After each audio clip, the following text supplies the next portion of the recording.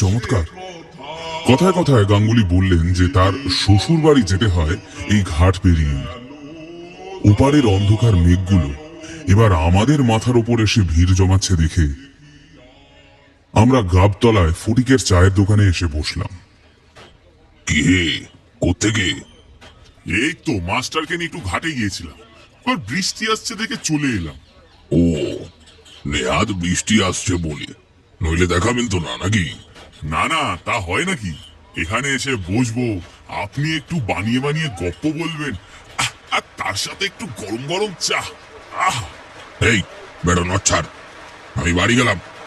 আরে আরে শান্ত হয়ে বসো কর্ম, শান্ত হয়ে বসো। দোকানের ভেতর থেকে ফটিক ফিক করে হেসে উঠল। এই গাঙ্গুলিটা না সত্যি দিচ্ছিল এক্ষুনি সব ভেস্তে। ঠাকুর মশাই কোনো মতে সামাল দিলেন, আর ফটিকও এক কাপ চা ধরিয়ে দিলে তাতে এক চুমুক দিতেই কর্মকার মশাই খানিক শান্ত হলেন। কিছুক্ষণ পর তার মানভঙ্গ হলে আমি সাহস করে বললাম, আজকে আপনাদের খেয়াঘাটের কাজটা একটু বসেছিলাম, দিব্যি লাগছিল। ফুরফুরে হাওয়া, ওপারে পশ্চিমের আকাশে ঘন কালো মেঘের রাশি, সব মিলিয়ে একেবারে সারাদিনের ক্লান্তি ধুয়ে মুছে দিল। আচ্ছা, এই ঝড় বৃষ্টি হলে নৌকা চলাচল বন্ধ হয়ে যায় না? তা তো হবেই, তা তো হবেই। জানো, বহুকাল আগে এক ঝড় বাদলার রাতে এরকম ভেরি পারাপার করতে গিয়ে এক মহা বিপদে পড়েছিলাম। কি ভয়ানক, সে কি ভয়ানক! কি হয়েছিল? সে এক কাহিনী বটে। আরে বলুন না। না থাক, আজ আর ইচ্ছে করছে না। বললেই তো বলবে বানিয়ে বানিয়ে বলছি। আমি কখনো বলেছি সে কথা আপনাকে? আপনি বলুন না। বলবো বলছো? আরে বলো, ওরা বলো দেখি। বাইরে জল পড়ছে, তোমার একখান অভিজ্ঞতা দিয়ে জমিয়ে দাও দেখি। চায়ের কাপটা টিপ করে ডাস্টবিনে ছুঁড়ে মেরে একবার গলা ঝেড়ে নিয়ে কর্মকার মশাই শুরু করলেন। 1971 সালটা পরিষ্কার মনে আছে, কারণ সেবার আমার জীবনে প্রথম ভোটের ডিউটি পড়েছিল। তখনকার ভোটের ডিউটি করতে যাওয়া মানে রীতিমতো প্রাণ হাতে নিয়ে যুদ্ধে নামা, একেবারে রণসাজে। কোন অজপাড়াগায় ডিউটি পড়বে তার কোনো ঠিক নেই। তখন এতটাই খারাপ অবস্থা ছিল যে কমিশন থেকে হ্যারিকেন, লণ্ঠন, তেল এগুলো দিত। সেটা অবশ্য ফিরিয়ে দিতে হতো। অবিভক্ত 24 পরগনায় একটা গ্রাম আছে, নাম সোনাডাঙ্গা। তখন আমার ওখানেই পোস্টিং। এই গ্রামে পৌঁছবার কোনো সরাসরি পথ নেই। আধার মানিক না কি একটা পোড়ামুখ নদী পার করে যেতে হতো সেখানে। তা ভোটের পর সেন্টারে সব ব্যালট বাক্স জমা টমা দিয়ে কাজ মিটিয়ে দায়িত্ব ঝেড়ে বেরোতে বেরোতে সন্ধে হয়ে গেল। সাথে বিছানাপত্তর, মশারি, গামছা, বোঝাই করা একটা এই বড় হোল্ডাল। এই ক্লান্ত শরীরে ওটা নিয়ে নড়াচড়া করাই দুষ্কর। এখান থেকে একটা ভ্যান ট্যান কিছু ধরে প্রায় 2-3 ঘন্টার পথ পেরোলে খেয়াঘাট, তারপর নদী পার করলে সোনাডাঙ্গা। গোটা 12 আনা বকশিস দেওয়ার প্রতিশ্রুতি দিলে শেষে একটা ভ্যান ঠিক করলাম।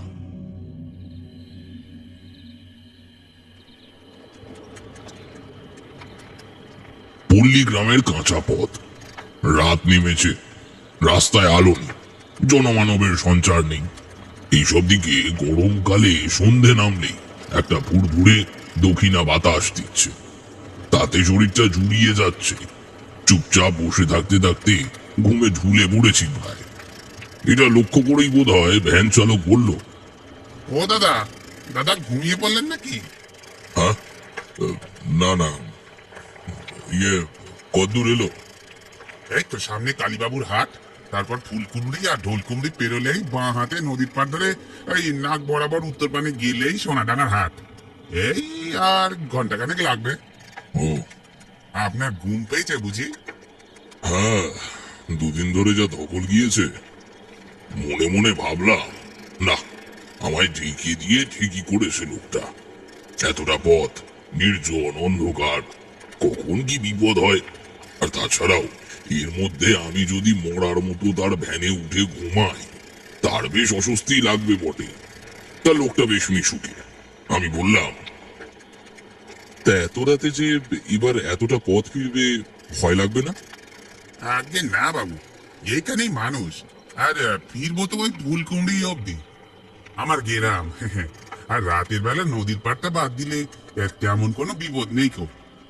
এইখানটা খারাপ শুনেছি। মানে সে কি কথা?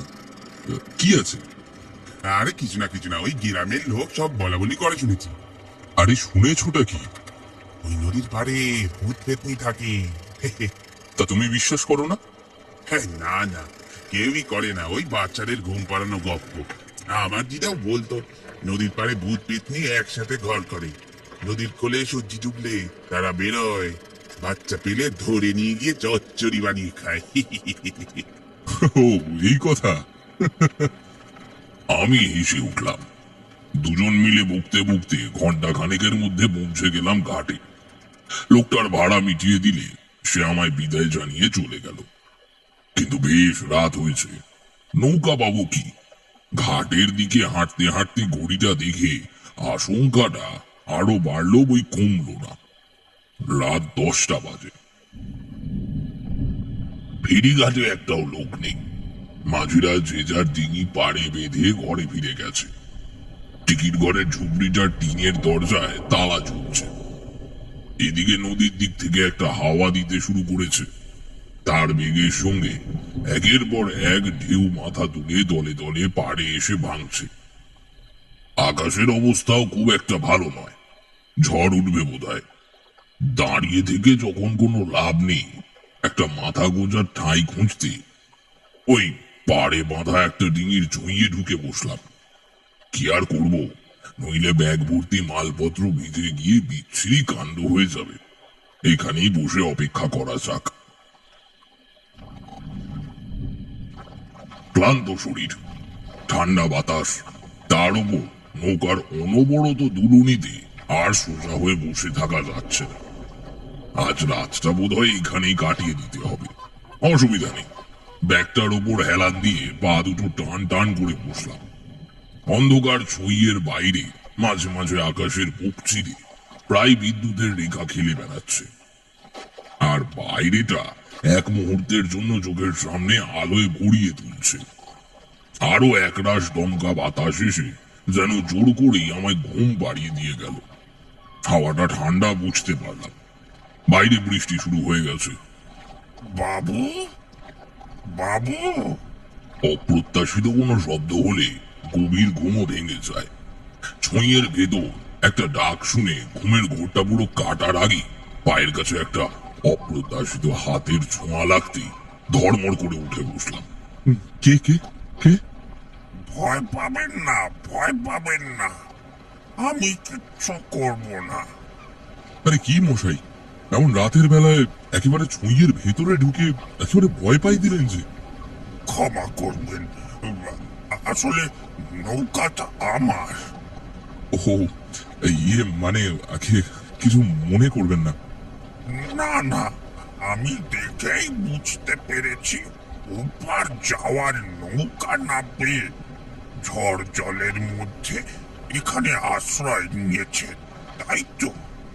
হ্যাঁ হ্যাঁ, তা আপনি বলতে আমি চলে যাচ্ছি, কোনো অসুবিধা নেই। না না, আপনি বসেন। এমন ঝড় জলের মধ্যে কোথায় যাবেন? এই বিপদের মধ্যে কাউকে এরকম একলা বাইরে বার করে দিতে আছে? আপনি ঘুমুন ঘুমুন, আমি ওদিকটায় গিয়ে বসি। এতক্ষণ লোকটা ছুঁয়ের ভেতর হাঁটু মুড়ে একটু ঝুঁকে দাঁড়িয়ে কথা বলছিল। এবার সে খোলার ওদিকটায় গিয়ে পাটার উপর বসলো। আলো আঁধারিতে তাকে স্পষ্ট দেখতে পেলাম না, খালি এইটুকু আন্দাজ করতে পারলাম লোকটা বেজায় রোগা। বাইরে তখন মুষলধারে বৃষ্টি পড়ছে। লোকটাও চুপচাপ বসে রয়েছে। এদিকে আমারও ঘুম ছুটে গিয়েছে। পেঁচার মতো বসে আছি, কিন্তু কাহাতো দুজনে মিলে এমন চুপচাপ বসে থাকা যায়? অস্বস্তি হয়। শেষে গলা ঝেড়ে বললাম, তা নাম কি? এই গ্রামেই থাকা হয় বুঝি? আগে নাম পাতিরাম, থাকা হয় না, হতো। মানে সে আবার কি কথা? রাতের বেলা শেষে ভূতের ভয় দেখাবে নাকি? না না না, আপনি বুঝতে পারলেন না। আমায় এরা এক ঘর করে দিয়েছে। তা হিসেব মতো আমি তো আর এই গ্রামের লোক নই। তাই বললাম যে আগে এই গ্রামেই থাকতাম। ও, তা এ কি এক ঘরে করে দিলে কেন? আগে আমি বামুন, আর আমার বহু নিচু জাতি। বাড়ির অমতে বিয়ে করার জন্য এক ঘর করে দিলে। আমি এর উত্তর খুঁজে পেলাম না। লোকটাও আবার চুপ করে বসে রইল। ভারী অস্বস্তিকর ব্যাপার। আলাপ জমাতে গিয়ে এমন গল্প শুনিয়ে দিলে যে আর স্বাভাবিকভাবে কথাও বলা যাচ্ছে না। মারপ্যাঁচ কষে ভাবছি কি বলা যায়, এমন সময় একটা ফ্যাস ফ্যাস শব্দ শুনে বুঝতে পারলাম যে লোকটা বসে বসে ফোঁপাচ্ছে। নিজের ওপর রাগ ধরল বটে। শুধু শুধু খেজুরে আলাপ জমাতে গিয়ে আজকের রাতে তার ফেলে আসা জীবনের ক্ষত বিক্ষত অধ্যায় না খোঁচালেই ভালো হতো। মানুষ ভুলে গিয়ে ভালো থাকে। আমি বললাম, থাক, ওসব কথা ভেবে কি হবে? আজকের রাতে অমন কান্নাকাটি করো না ভাই। ওই জন্য কাঁদছি না বাবু। ও দুঃখ অনেক আগেই হজম হয়ে গিয়েছে বাবু। তবে বাবু, আমাকে একটা সাহায্য করবেন বাবু। কি? আমার বউ তার সকালে মারা গিয়েছে, কিন্তু এখনো তার সৎকার করতে পারিনি বাবু। মানে কেন? করতে দিলে না। আমরা এক ঘরে কিনা, এই গ্রামে কেউ আমাদের ছায়াও মারায় না। আজ সকালে আমার আমার বউটা মারা গিয়েছে। আমরা দিন আনি দিন খাই বাবু। আগুন দেওয়ার কাজ পাবো কোথায়? বাধ্য হয়ে নিজের বাড়িতে গেলাম, কিন্তু কাজ তো দূরের কথা, আমায় ঘাট ধাক্কা দিয়ে বার করে দিলে। উল্টে বললে যে আমাদের জাত গেছে। এই শ্মশানে কেন, এই তল্লাতে কোনো শ্মশানে সৎকার করা যাবে না। এইটা কোনো কথা হলো বলেন? আমার বাপ কাকাদের খুব নাম, বামুন বলে নয়, তাদের বিশাল বড় আনাজপাতির কারবার। শুধু এ গ্রামে নয়, আশেপাশের আর 5টা গ্রামেও তাদের সবাই মান্যিগণ্যি করে। আমার মতো সর্বহারাকে সাহায্য করতে গিয়ে কে তাদের চটাবে বলেন? তারপর? বিশ্বাস করবেন না, শেষে ঘরের ভাঙা চৌকি, চালের খড়, শুকনো ডালপালা জোগাড় করলাম। তারপর অন্ধকার হলে চুপি চুপি শ্মশানে গিয়ে চিতা সাজালাম। শ্মশানটা আমাদের ঘরের কাছেই, তাই বেশি বেগ পেতে হলো না।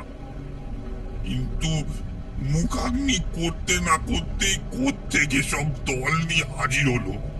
আমার খুঁড়তো ভাইরা, তাদের সাঙ্গ পাঙ্গ, গ্রামের আরো লোকেরা এসে আমায় মাটিতে ফেলে মেরে চিতায় জল ঢেলে দিলে বাবু।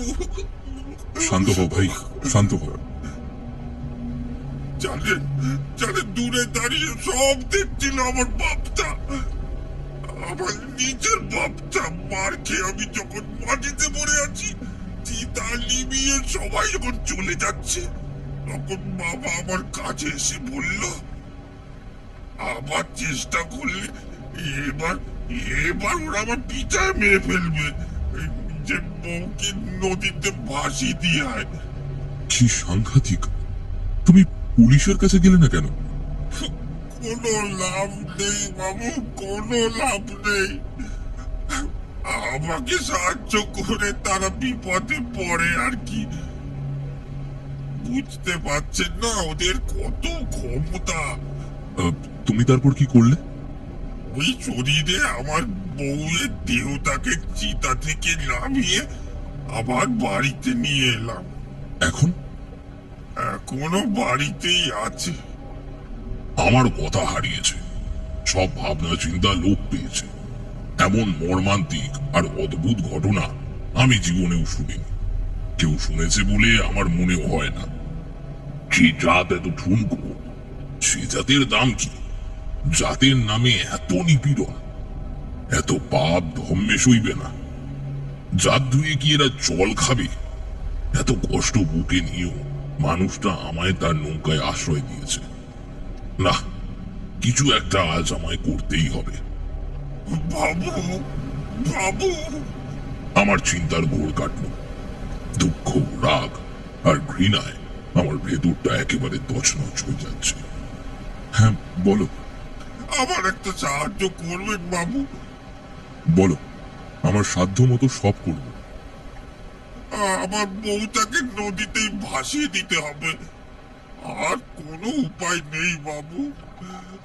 তবে তবে এই কাজ আমি একা করতে পারবো না। আপনি আমার সাথে যাবেন? এই প্রস্তাবে সাধারণত কোনো সুবুদ্ধি সম্পন্ন মানুষই রাজি হবে না, কিন্তু সেই পরিস্থিতি ছিল একেবারে আলাদা। আমি বললাম, কি করতে হবে বলো? আমার কুটির নদীর পাড়েই 10 মিনিটের হাঁটা পথ। আপনি একবার চলেন, আমার বউয়ের মৃতদেহটা ওখান থেকে নিয়ে এসে নৌকাতে তুলতে হবে। তারপর নৌকা নিয়ে মাঝ নদীতে গিয়ে তাকে ভাসিয়ে দিয়ে আসতে হবে। দয়া করে চলেন, না করবেন না। কাজটা অস্বস্তিকর কোনো সন্দেহ নেই, কিন্তু এই মানুষটাকে আজ আমায় সাহায্য করতেই হবে। বললাম, চলো যাওয়া যাক। আগে আপনার ব্যাখ্যানা এখানেই থাকুক, আপনি চলেন। নৌকা করেই আপনাকে আমি ওপারে ছেড়ে দিয়ে আসবো।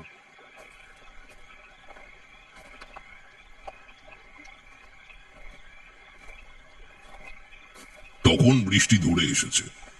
আমি ডিঙির ভিতর ব্যাগখানা রেখে লোকটার সাথে রওনা দিলাম। নদীর পাড়ে টানা ঘাসের সমভূমির ওপর নানান রকমের লম্বা লম্বা গাছের নিচ দিয়ে আমরা হাঁটছি। মাটি বেশ ভেজা, তবে এত ঘাসের জন্য কাদাটা কম। চাঁদের আলো এসে নদীর জলের ওপর চকচক করছে। লোকটাকে এতক্ষণে ভালো করে দেখতে পেলাম। শীর্ণকায় চেহারা, পরনে কেবল একটা ছোট ধুতি আর কোমরে গামছা। দূরে কালো ভিদের মতো ওপারের গাছের সারিগুলো দেখা যাচ্ছে, কিন্তু মনে মনে একটা ভয় হচ্ছে। এখন যদি আমাদের কেউ দেখে ফেলে, তাহলে ওই লোকটা তো মার খাবেই, সঙ্গে আমিও ফাও কয়েক ঘা খেয়ে না বসি। তবে আমি ছেড়ে কথা বলার পাত্র নই। 2 ঘা দিলে 4 ঘা দিতেও পারবো। লোকটার সাথে ভারী অন্যায় করেছে এই গ্রামের লোক। সামনে নদীটা বাঁক নিয়েছে, আর এই পাড়টা খানিকটা উঁচু ঢিবির মতো হয়ে রয়েছে। এই জায়গায় কয়েকটা নারকেল গাছের মাঝে অন্ধকারে একলা দাঁড়িয়ে রয়েছে একটা ছোট্ট বেড়ার কুটির। আহা, সে কি ভারী সুন্দর দৃশ্য! মানুষের কোলাহল নেই, সমাজের কটাক্ষ নেই। গ্রামের প্রান্তে নদীর পাড়ে গাছের ছায়ায় একটা ছোট্ট কুটির।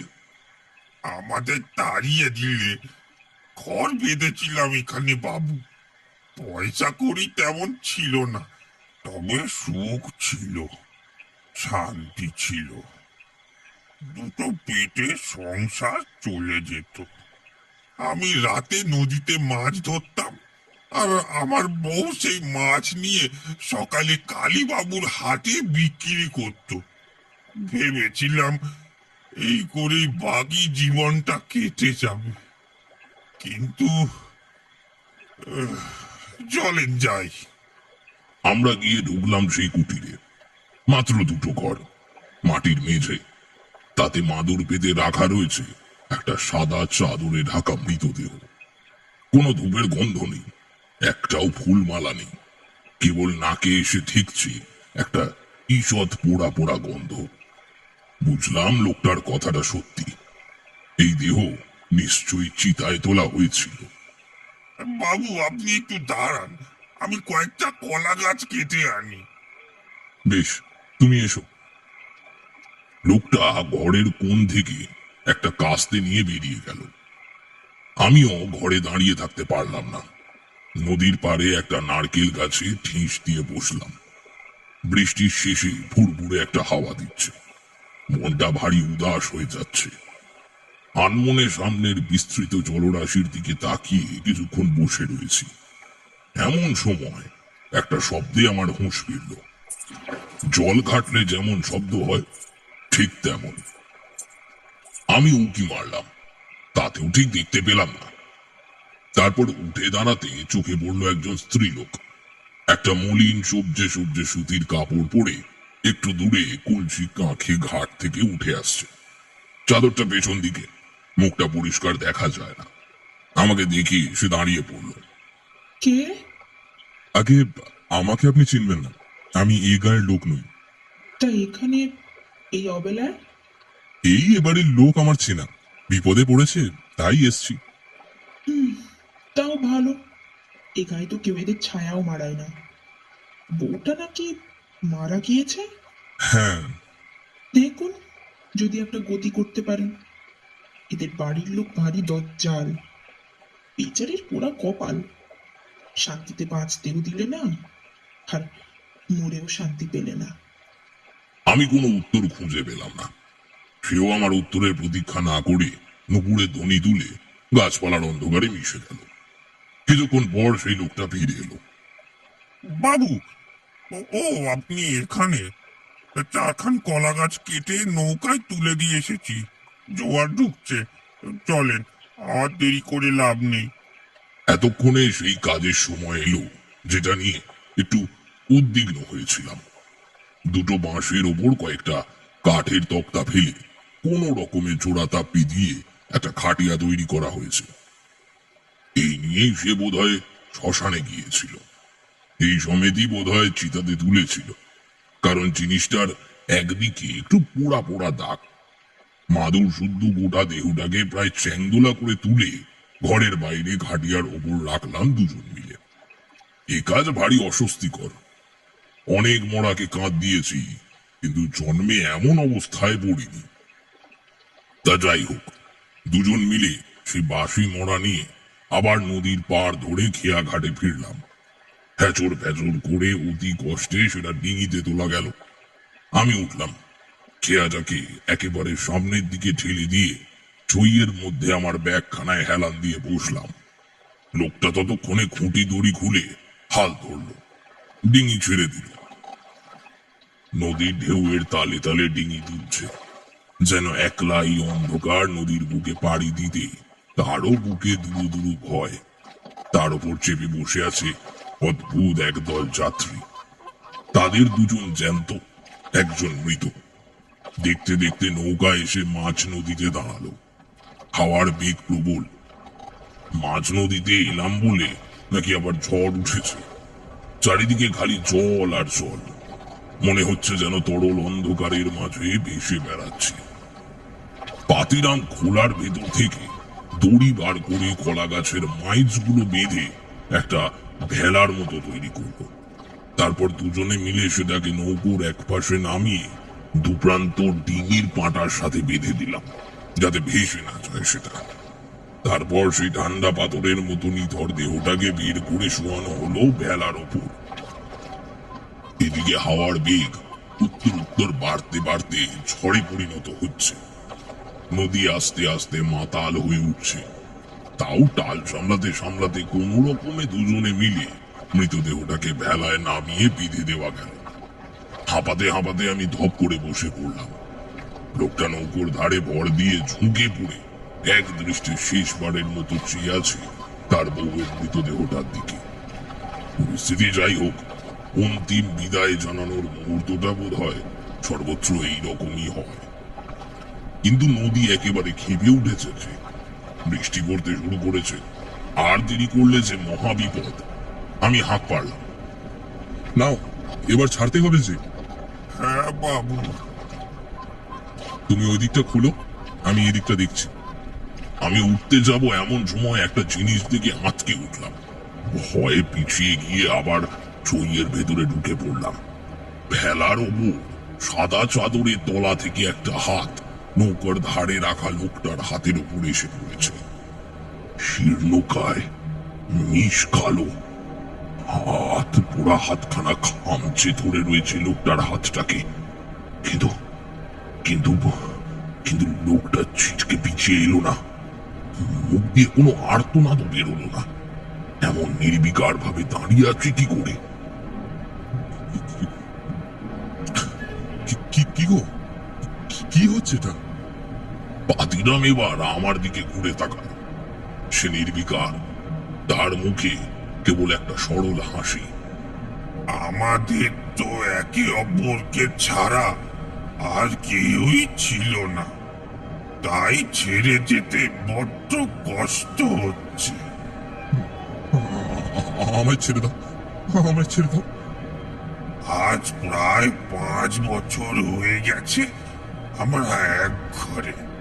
নিচু জাত করে আমাদের তাড়িয়ে দিয়েও তাদের শান্তি হলো না। পদে পদে হেনস্থা আর অপমান সয়ে এসেছি এতদিন ধরে। গ্রাম শুদ্ধ সবাইকে বলে দিলে আমাদের কোনো রকম সাহায্য না করতে। এত কিছু সহ্য করেও ভালোই চালিয়ে নিচ্ছিলাম। আমি মাছ ধরতাম আর বউটা সেই মাছ সঙ্গে কিছু শাক পাতা গুগলি নিয়ে কালীবাবুর হাটে বেচত। তাতে বেশ ভালোই চলে যাচ্ছিল দুজনে, দুটো পয়সাও জমছিল। কিন্তু কাল হাটে আমার ছোট কাকা আর আমার নিজের ভাই আমার বউটাকে খোলা বাজারে কি অপমানটাই না করলে, নোংরা সব কথা কইলে, তাকে যাইনি বললে, আরো কত কি। আমার বউটা আজ সইতে পারলে না। আমরা গরিব, তাই বলে এক পেটে আর কত অপমান সইবে। সে ঘরে এসে সারা দিন চুপ করে বসে রইলে, কিচ্ছুটি বললে না, কিচ্ছুটি মুখে তুললে না।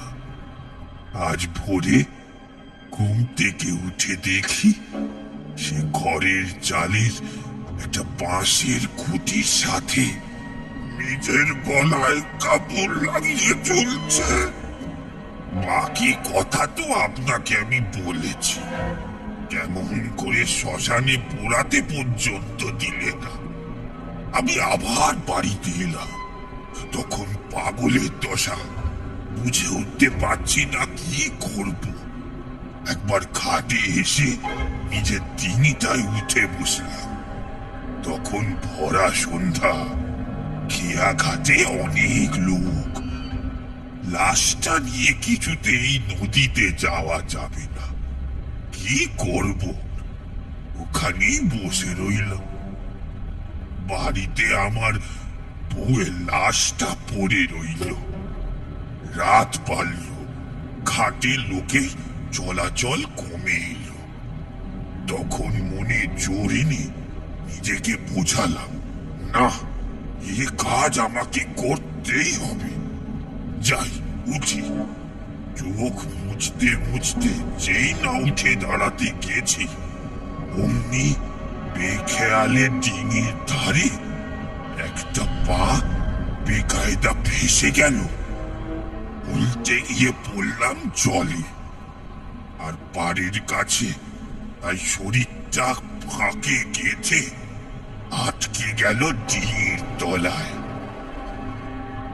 এক সময় দম ফুরিয়ে গেল। শেষের কথাগুলো বুঝেও বুঝলাম না, কি বলছে নাকি লোকটা। বিশ্বাস হচ্ছে না তো বাবু? দেখেন তো ভালো করে। এটা কি বিভৎস মূর্তি! সেই করুণ সরল মুখটা কি কদর্য রূপে পরিণত হয়েছে।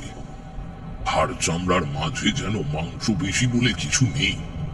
চোখের কোটরে চোখগুলো নেই। শরীরটা কেমন কেমন জীর্ণকায় হয়ে গেছে। মলিন ধুতি আর কোমরের গামছাটা ছাড়া বোঝাই যায় না যে সেই একই মানুষ। তবে কোনো মানুষ নয়, আটকে পড়া ইঁদুরের মতো অবস্থা আমার তখন। এই দুর্যোগের মধ্যে নদীতে ঝাঁপিয়ে পড়লে নির্ঘাত মৃত্যু।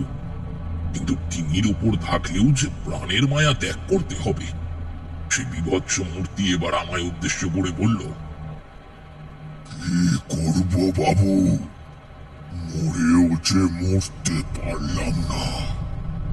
তখন আমার বউটারে যে কোনো গতি হয়নি।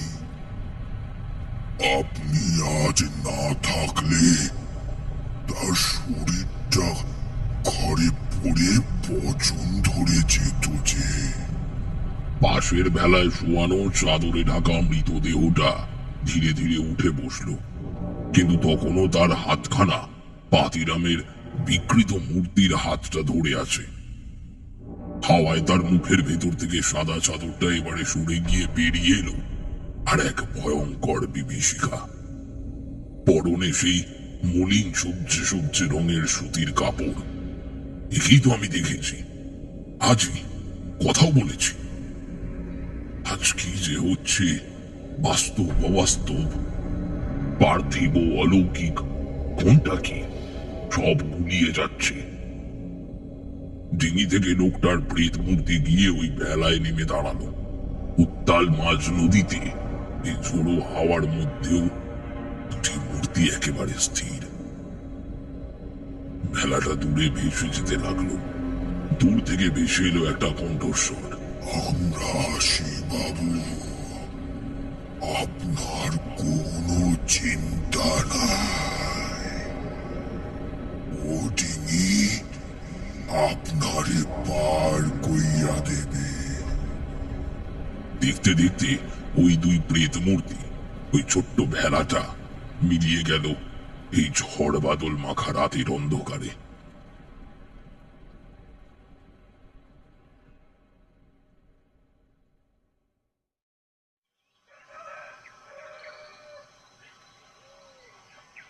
সে রাতে ডিঙিটা আমায় শুদ্ধ এসে থেকেছিল ওপারে, মানে সোনাডাঙ্গার ঘাটে। তবে আমি ধকল সয়ে উঠতে পারিনি, ওর মধ্যেই ঘুমিয়ে পড়েছিলাম। যখন ঘুম ভাঙলো তখন সকাল। ডিঙিটা ঘিরে কিছু উদ্বিগ্ন উৎসুক মুখগুলো আমার চেনা। আমি যে এদেরই স্কুলে পড়াই।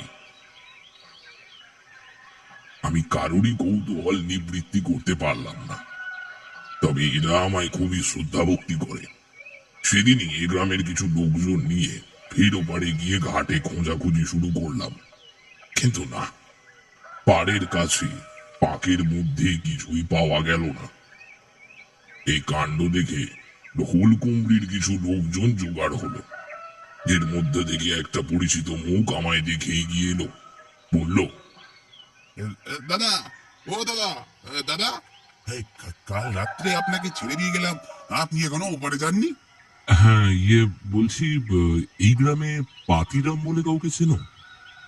তৎক্ষণাৎ ছেলেটা আরো কাছে ঘেঁষে এলো, গলা নামিয়ে বলল, এই চিনবো না কেন, খুব চিনি। আমি তো রোজ ভ্যানে করে বৌদি মানে ওর বউকে হাটে নিয়ে যেতাম। ওদের গায়ের কেউ নিত না, অন্যরা কেউ ওদের ভ্যানে গাড়িতে চাপাতো না। সে অনেক কথা। আজ সকাল থেকে নাকি পাতিরাম দাদাকে আর দেখা যাচ্ছে নি। আমি আর কোনো কথা বলতে পারলাম না। কোথাও যেন এতক্ষণ মনের মধ্যে তাও একটা আশা ছিল যে কাল রাতের ঘটনা পুরোটাই অবাস্তব, পুরোটাই আমার কল্পনা। মনে মনে ভাবলাম,